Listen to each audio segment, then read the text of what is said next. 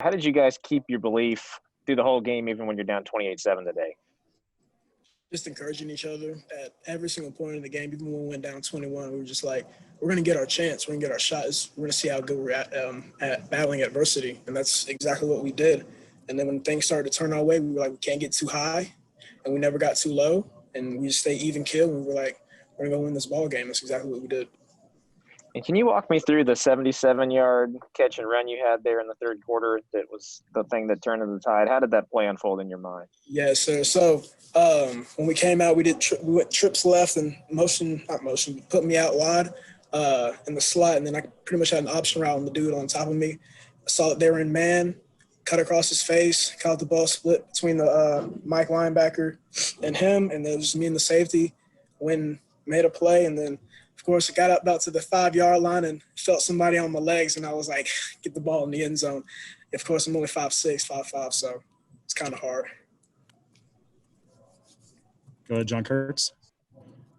Yeah, Deuce, being from Texas, and I know your dad spent some time coaching at Texas, does this have some extra meaning to you to beat Oklahoma and play Oklahoma? I mean, really, we had all types of fuel coming into this game, coming off of the loss 2 weeks ago, just knowing that we were a better team than we showed against Arkansas State. And then just for those 2 weeks, we prepared, and just wanted to show the nation that last year wasn't a fluke whenever those guys played. And even with the new guys this year, that it wasn't a fluke, and we were a really, really good football team. Felt like in the second half, you really had their defense on their heels. Did you guys get the sense that you kind of had them rattled a bit? Yes, sir. So we started going a little bit faster, started repping plays and just stuff like that. And just, I mean, once we got the momentum, I feel like we never gave it back and we just kept rolling. Appreciate it, Deuce. Scott Fritchen. Yeah, hey, Deuce.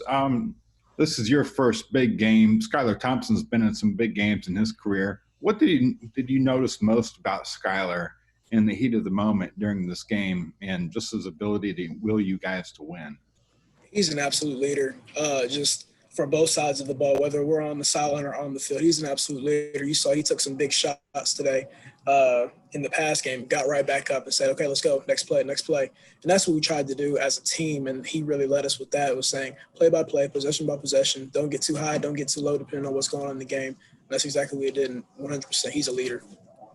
I must say that's probably the best performance by a true freshman in K-State history that you did today. I'm just curious, at what point does reality just kind of check in and you say, wow, I really did this? And describe that stage. It seems like the stage is not too big for you. I mean, just when the stage isn't too big, I mean, I just feel like my preparation throughout the week, whether it's BA, Coach Kleiman, Coach Messingham, everything they do for us, whether it's making cut-ups for us to watch on OU or going through these intense practices so that the games are easy. I mean, all of that from preparation, like my dad always tells me, it's always about what you put in the ATM through Monday through Friday, and then on Saturday you cash everything out. And I feel like this week as a team, I feel like we did a lot of stuff, put a lot of things in the ATM, and then today, whenever it was time, we cashed it all out and we did everything we had to do to get the win. We got 3 hands left raised. We'll do those 3, starting with Derek Young. Hey, Deuce. You weren't the only true freshman back that had a big game today. Keon Mosey did as well. What's the competition or friendship like between you two, and did you guys expect you both to have a great impact on today's game? I wouldn't say necessarily expected, but we were always ready when the time was called, whatever that may be. And I mean, Moses is one of my best friends. Just ever since we got here, we gelled, and whether that is us watching film together or whenever you have a run, he's like, hey, like, what'd you see on that one? Hey, I saw blah, blah, blah, I saw this, I saw that. That's just in practice and just helping each other improve every single day because, I mean, if we get a stable of running backs, I feel like we'll be unstoppable.